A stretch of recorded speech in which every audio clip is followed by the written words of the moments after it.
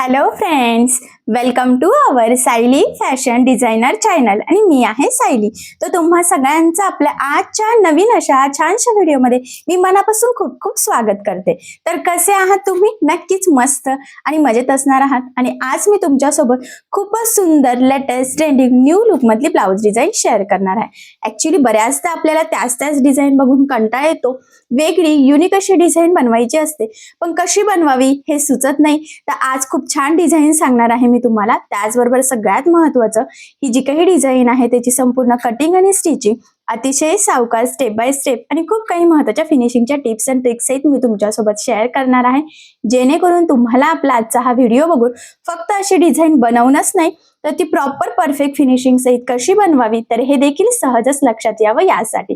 ठीक आहे. आणि या छानशा ब्लाउज डिझाईनमुळे साडीला ब्लाउजचा खूप सुंदर असे लुक आहे. सो चला मग वेळ न घालवता आपण आपल्या आजच्या छानशा व्हिडिओला सुरुवात करूयात. आणि हा व्हिडिओ तुम्ही स्किप न करता पूर्ण नक्की बघा, जेणेकरून तुम्हाला आपला आजचा हा व्हिडिओ बघून अशी छानशी लेटेस्ट ट्रेंडिंग न्यू लुक मधली ब्लाउज डिझाईन बनवणं खूपच सोपं जाईल. ठीक आहे. सो चला मग आता आपण स्टार्ट करूयात. तर हे बघा, इथे तुम्ही बघू शकतात की हा आहे ब्लाउज पीस. खरं तर ना याचा अस्तर आणि मेन फॅब्रिक असं दोन्हीचा बॅक पार्ट इथे आपण ऑलरेडी कटिंग करून घेतलेला आहे. खालच्या साईडने छोटासा काट घेतलेला आहे. एवढंच नाही, त्याचं मेजरमेंट किती आहे तर ते सगळ्यात आधी मी तुम्हाला सांगते, म्हणजे तुम्हाला तुमच्या मापानुसार या डिझाईनसाठी कशा पद्धतीने कटिंग स्टिचिंग करावी हे सहजच लक्षात यावं यासाठी. सो बघा, मग हा जो काही ब्लाऊज आहे तर ह्या ब्लाऊजची जी काही उंची आहे तर ती आहे टोटल 13. त्यामध्ये 1 इंच मार्जिन, असं टोटल आपण 14 इंचाला मार्किंग करून घेतली. त्यानंतर इथे 5.5 टोटल शोल्डर टाकलेला आहे आणि त्यामध्ये 2.5 इंच गळा रुंदीची मार्किंग इथे आपण करून घेऊयात. एवढंच नाही तर इथे मुंडा सुद्धा 5.5 घेतला. क्रॉस मध्ये 1.5ला मार्किंग करून बॅक साईडच्या मुंड्याचा शेप सुद्धा दिलेला आहे. इथून नेहमी टाकत असतो छातीचा चौथा भाग म्हणजे 8 अधिक 1.5 इंच मार्जिन, असं टोटल आपण 9.5 इंचाला मार्किंग करून हा बॅक पार्ट इथे कटिंग करून घेतला. आता सगळ्यात आधी गळ्याची जी काही मार्किंग आहे तर ती आपल्याला अस्तरच्या बॅक पार्टवर करून घ्यायची आहे. सो त्यामुळे मेन फॅब्रिकचा बॅक पार्ट थोड्या वेळ मी साईडला ठेवते आणि बंद बाजूच्या साईडने जेवढा गळा असेल त्याची मार्किंग करायची, पण त्यामध्ये आपल्याला अर्धा इंच एक्स्ट्राचं मार्जिन ऍड करायचं आहे. सो बघा, मग 10चा गळा आहे आणि अर्धा इंच मार्जिन, तर असं मी 10.5ची एक मार्किंग करून घेतली. त्यानंतर 2.5 इंच गळा रुंदीची सुद्धा आपण इथे मार्किंग करून घेऊयात. आणि खरं तर पट्टीच्या सहाय्याने हे पॉइंट जॉईन करून इथे आपल्याला एक बॉक्स तयार करायचा आहे. खरं तर ही आपली बेसिक स्टेप आहे. तुमचा गळा कुठलाही असो, सगळ्यात आधी आपल्याला या पद्धतीने हा बॉक्स ड्रॉ करून घ्यावाच लागतो. सो बघा, मग आता हा बॉक्स ड्रॉ झाल्यानंतर जे काही तुमचा मेन गळा असेल तर त्याची मार्किंग करून घ्यायची. तर इथून मी वरच्या साईडला 2.5 किंवा 3 इंचाला मार्किंग करते. तुम्हाला किती त्याचा डिस्टन्स हवा आहे तर ते तुमच्यावर डिपेंड आहे, पण मी 3ला मार्किंग केली. बऱ्यापैकी गळा असा ही डीपनेक होता आणि ही लाईन मी इथे ड्रॉ करून घेते. त्यानंतर खालच्या साईडला क्रॉसमध्ये तिरकी लाईन ड्रॉ करून घ्यायची आहे, म्हणजे इथे आपला एक छोटासा त्रिकोण तयार होईल. त्यानंतर क्रॉसमध्ये 1ला मार्किंग करून गोल गळ्याची मार्किंग मी इथे करून घेतली. तर हा झाला आपला मेन गळा. आता जी मार्किंग केलेली आहे एक्झॅक्टली त्यावरच आपल्याला कटिंग करून घ्यायचं आहे. सो बघा, मग मी इथे गोल गळा कट केला आणि खालचा जो काही त्रिकोण आहे तर तो सुद्धा कट करायचा, पण ना थोडंसं किंचितचं जॉईंट ठेवायचं आहे. एक लाईन एवढं म्हटलं तरी सुद्धा चालेल, ते लगेच कट करायचं नाही. ठीक आहे. आय होप सो इथपर्यंत तुमच्या लक्षात आलं असेल. आणि फायनली अशा पद्धतीने गळ्याची मार्किंग आणि कटिंग झालेली आहे. सो आता आपण हा गळा स्टिच करायला इथे सुरुवात करूयात. तर सगळ्यात आधी आपल्याला अस्तर आणि मेन फॅब्रिक एकमेकाला जोडून घ्यायचं. त्यासाठी मेन फॅब्रिक सरळ ठेवायचं. आपण कटिंग केलेला अस्तरचा पार्ट त्यावर ठेवून घ्यायचा. इथे मी सेंटरला एक पिन लावून दिलेली आहे आणि सगळ्यात आधी आता गळ्याच्या साईडने साधारणतः 1/2 इंच एवढं एकसारखं मार्जिन ठेवून इथे टीप मारून घ्यायची आहे. लक्षात राहू द्या, हा गळा जर तुम्हाला डायरेक्ट कॅनव्हास पेपर न यूज करता जर स्टिच करता येत नसेल तर तुम्ही कॅनव्हास पेपर लावून स्टिच करू शकतात. बट आज आपण कॅनव्हास पेपर न वापरताच ही डिझाईन बनवणार आहोत. ते सुद्धा प्रॉपर परफेक्ट फिनिशिंग सहित गळ्याचा आकार कसा यावा तर हे तुमचं नक्कीच लक्षात येईल. फक्त एवढंच आहे की एकसारखं मार्जिन ठेवायचं आहे टीप मारताना, कारण मार्जिन थोडं जरी कमी जास्त झालं तरी आपला गळ्याचा आकार बिघडू शकतो. सो तसं होऊ देऊ नका. फायनली गळ्याच्या साईडने आपली टीप मारून झाली. त्यानंतर लगेचच आपण कमरेच्या साईडला सुद्धा इथे टीप मारून घेऊयात. तर कमरेच्या साईडने अर्धा इंच एवढं एकसारखं मार्जिन ठेवून आपल्याला टीप मारायची. त्यानंतर कमरेच्या साईडचं जे काही एक्स्ट्राचं मेन फॅब्रिक आहे किंचितचं, तर ते आपण कट करून घेऊयात. ठीक आहे. आणि त्यानंतर गळ्याच्या मध्ये सुद्धा जे काही एक्स्ट्राचं मेन फॅब्रिक आहे तर ते सुद्धा आपल्याला कट करायचं आहे. आता गोल गळ्याचं कट केल्यानंतर मध्ये ना किंचितसा कट सुद्धा करून घ्यायचा आहे, छोटासाच कट मारायचा आहे अशा पद्धतीने. आणि मग हे सुद्धा आपल्याला इथे कट करून घ्यायचं आहे. ऍक्च्युली गळ्याच्या साईडने टीप मारल्यानंतर लगेच कमरेच्या साईडला टीप मारल्याचा फायदा हे असतो की गळा आणि कमरेचा पार्ट आपला दोन्हीही सोबतच फिनिशिंग सहित रेडी होतं. आपल्याला इथे गळापट्टी किंवा कमरपट्टी लावण्याची गरज देखील पडत नाही. त्यानंतर गळ्याला द्यायचे आहे छोटे छोटे कट्स, जेणेकरून ज्यावेळेस आपण हा बॅक पार्ट सरळ करू तर तो प्रॉपर परफेक्ट फिनिशिंग सहित यावा. त्यासाठी ही स्टेप खरं तर मोस्ट इम्पॉर्टंट आहे. आणि कट्स मारून झाल्यानंतर ह्या पद्धतीने हा बॅक पार्ट इथे सरळ करून घ्यायचा आहे. अगदी सावकाश करायचा आहे, खूप काही खेचायची इथे गरज नाहीये. ठीक आहे. सो बघा मग फायनली व्यवस्थित हा झालेला आहे.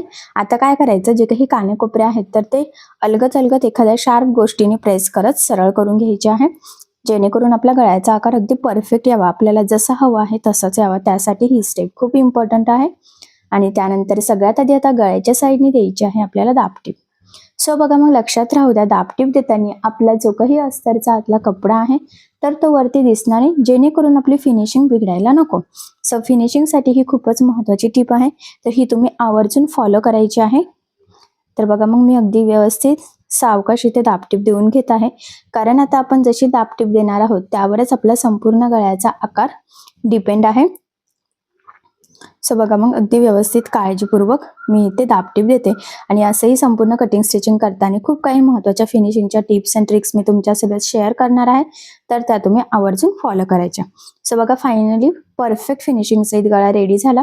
लगेचच कमरेच्या साईडला सुद्धा आपण दाबटीप देऊन घेऊयात. आणि इथे सुद्धा दाबटीप देताना आतला अस्तरचा कपडा वरती दिसणार नाही याची आपल्याला खरं तर काळजी घ्यायची आहे.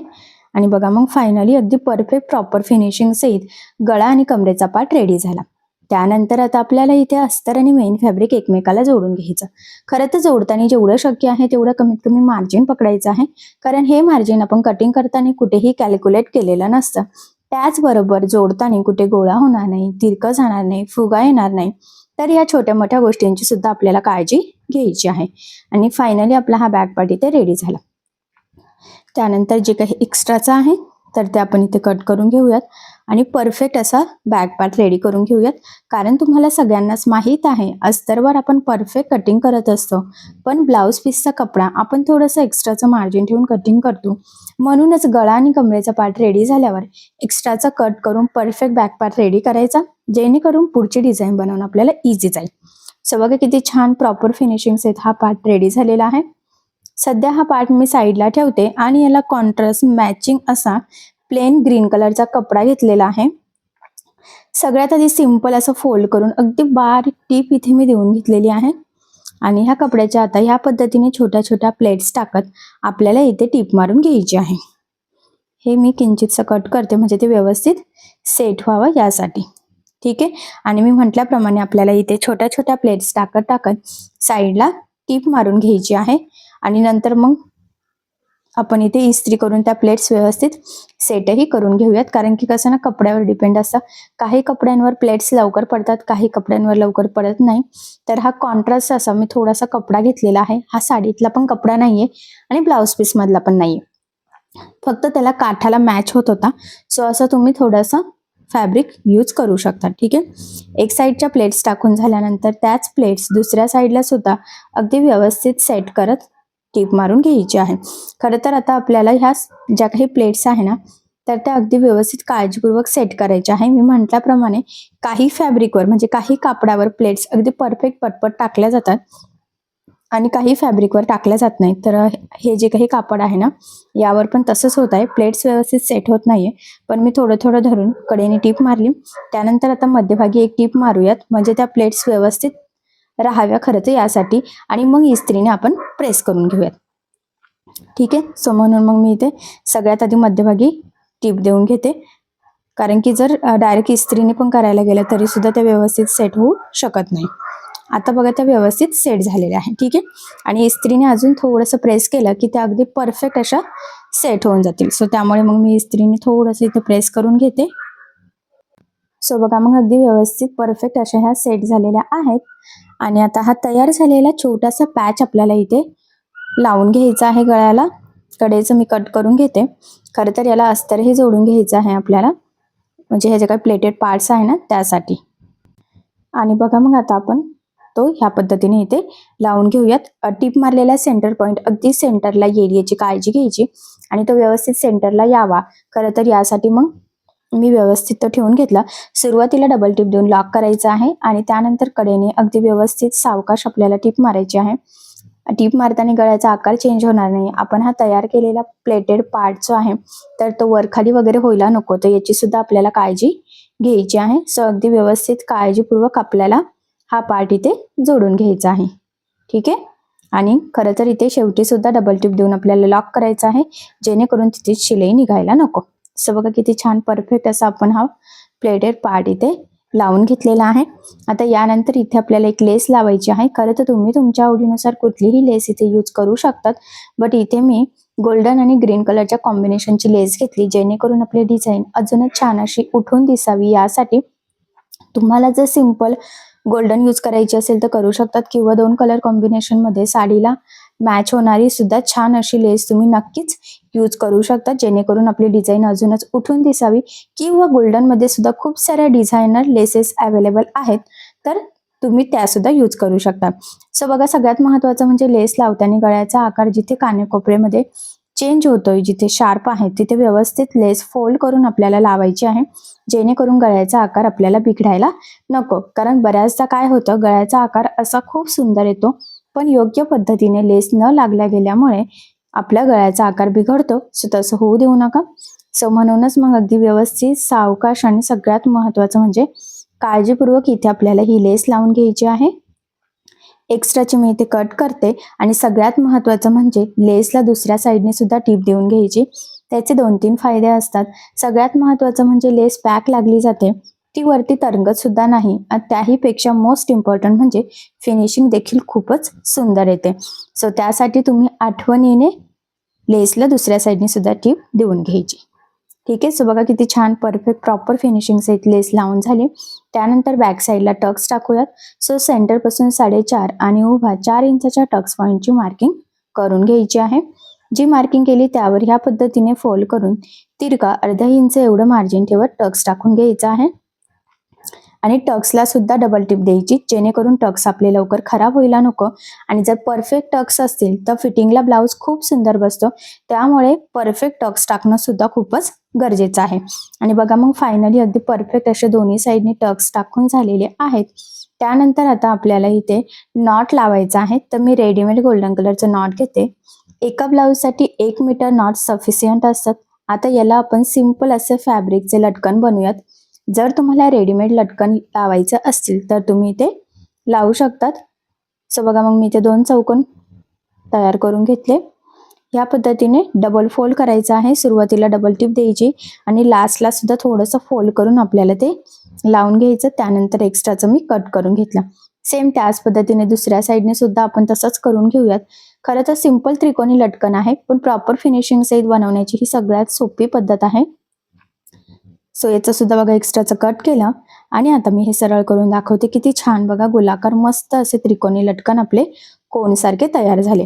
सेंटर पासून कट केलं आणि आता बॅक पार्टला लावून घेऊयात. साधारणतः 2.5 ते 3 इंचावर आपल्याला हे लावून घ्यायचं.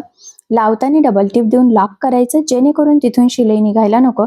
आपण कितीही पॅक बांधलं तरी सुद्धा. ठीक आहे. आता एक साईडने लावल्यावर तीच मार्किंग दुसऱ्या साईडने सुद्धा करून घ्यायची आणि तिथे सुद्धा डबल टिप देऊन लॉक करायचं, जेणेकरून दोन्ही साईडने आपले एकाच लेवलमध्ये परफेक्ट असे नॉट लागले जावेत. त्यासाठी ही स्टेप खरं तर खूपच इम्पॉर्टंट आहे.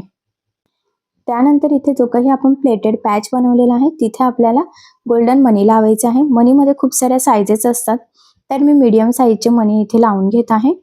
तर बघा सुईनेच लावायचे आहे. खरं तर डबल फोल्ड मी सुई घेतलेली आहे, म्हणजे दुहेरी ओवून घेतली आणि एका प्लेटमध्ये म्हणजे ज्या काही प्लेट्स टाकलेल्या आहेत ना त्या बरोबर तिथे एक मणी आपल्याला ह्या पद्धतीने ओवून घ्यायचं आहे, जेणेकरून आपली डिझाईन अजूनच सुंदर अशी उठून दिसावी. त्यासाठी खरं तर ही स्टेप खूपच इम्पॉर्टंट आहे. सो अशा पद्धतीने तुम्ही सुद्धा नक्की मणी लावा, म्हणजे तुमची डिझाईन, तुमचा हा मधला पॅच अजूनच सुंदर दिसावा यासाठी. आणि जर तुम्हाला थोडे मोठ्या साईजचे मणी इथे यूज करायचे असतील तर मग तुम्ही इथे करू शकता. ठीक आहे. सो मी इथे अगदी छोट्या साईजचेच घेतलेले आहे आणि तेही छानच इथे उठून नक्कीच दिसत आहे. आणि इथे बघा सेंटरला पण एक लावून घेऊयात. ठीक आहे. आणि पाठीमागे इथे व्यवस्थित गाठ टाकून ते पॅक करूयात आणि कट करून घ्यायचं. सो बघा मग अशा पद्धतीने परफेक्ट असे आपण ते मणी लावून घेतले आणि खरंच त्या मणींमुळे आपली ही डिझाईन अजूनच सुंदर असं उठून दिसत आहे. आणि फायनली आपली ही डिझाईन इथे रेडी झालेली आहे. सो बघा मग गोल गळ्यावर कॉन्ट्रास्ट कपडा वापरून आपण आज खरंच खूप सुंदर अशी डिझाईन इथे स्टिच करून घेतलेली आहे. ॲक्च्युली बऱ्याचदा आपल्याला डिझाईन कशी बनवावी सुचत नाही. खूप साऱ्या कस्टमरला गोल गळाच हवा असतो. तर अशा वेळेस ही डिझाईन तुम्ही नक्कीच ट्राय करू शकता. आणि ब्लाऊजचा जो काही छोटा काठ होता तर तो आपण कमरेच्या साईडला घेतलेला आहे आणि मोठा काठ बाहीवर यूज केलेला आहे. ठीक आहे. सो छोटा काठ आणि जर का गोलगळ्यावरची डिझाईन हवी असेल तर ही डिझाईन तुम्ही नक्कीच ट्राय करू शकतात. कुणालाही जमेल इतक्या सोप्या पद्धतीने मी तुमच्यासोबत कटिंग स्टिचिंग शेअर केलेली आहे. एवढंच नाही तर या छानशा डिझाईनमुळे आपल्या साडीला आणि ब्लाऊजला खूप सुंदर असं लुक येईल. सो अशी डिझाईन तुम्ही नक्की ट्राय करून बघा आणि ह्या डिझाईनची आयडिया तुम्ही तुमच्या कस्टमरला सुद्धा नक्कीच देऊ शकतात. ठीक आहे. असंही मी संपूर्ण कटिंग स्टिचिंग तुम्हाला जेवढं शक्य आहे तेवढं सोप्या पद्धतीने महत्त्वाच्या टिप्स अँड ट्रिक्स सहित शेअर केलेली आहे. सो मग तुम्ही अशी डिझाईन नक्की ट्राय करून बघा आणि जर काही प्रॉब्लेम येत असेल तर मला कमेंट करून नक्कीच कळवा. मी तुमच्या प्रश्नाची उत्तर देण्याचा नक्कीच प्रयत्न करेन. ठीक आहे. सो बघा मग फायनली खरं तर खूप सुंदर अशी आपली डिझाईन तयार झालेली आहे. फिनिशिंग वगैरे बघितल्यावरच लक्षात येते किती सुंदर अशी आलेली आहे. आणि महत्वाचं म्हणजे संपूर्ण डिझाईनची कटिंग स्टिचिंग मी तुम्हाला अतिशय सावकाश स्टेप बाय स्टेप आणि खूप काही महत्वाच्या फिनिशिंगच्या टिप्स अँड ट्रिक्स सहित सांगितलेलं आहे. जेणेकरून तुम्हाला आपला आजचा हा व्हिडिओ बघून फक्त डिझाईन बनवणंच नाही तर ती प्रॉपर परफेक्ट फिनिशिंग सहित कशी बनवावी तर हे देखील सहजच लक्षात यावं यासाठी. आणि सगळ्यात महत्वाचं म्हणजे याची पद्धत इतकी सोपी आहे की बायचान्स जरी तुम्ही कुणी नवीन शिकत असाल याआधी डिझाईन बनवलेली नसेल तरी सुद्धा तुम्हाला आपला आजचा हा व्हिडिओ बघून अशी डिझाईन सहज बनवता येईल. ठीक आहे. सो चला मग आपण आपला आजचा छानसा व्हिडिओ इथेच थांबूयात आणि तुम्हाला आपला आजचा व्हिडिओ डिझाईन कशी वाटली हे मला कमेंट करून नक्कीच कळवा. त्याचबरोबर आपली डिझाईन आवडली असेल तर व्हिडिओला लाईक करायला विसरू नका. आणि असेच नवनवीन छानसे व्हिडिओज बघण्यासाठी आपल्या सायली फॅशन डिझायनर या चॅनलला सबस्क्राईब करा. आणि ज्या वेळेस तुम्ही सबस्क्राईब कराल त्यावेळेस त्यासमोरील बेल आयकॉन ही नक्की प्रेस करा. त्यामुळे काय होईल जेव्हा मी नवीन व्हिडिओज टाकेल त्याचं नोटिफिकेशन तुम्हाला तुमच्या मोबाईलवर येईल. ठीक आहे. सो भेटूया पुन्हा नवीन अशा छानशा व्हिडिओमध्ये. तोपर्यंत टेक केअर, काळजी घ्या. आणि आपला आजचा व्हिडिओ शेवटपर्यंत पूर्ण बघितल्याबद्दल thank you so much. Bye bye.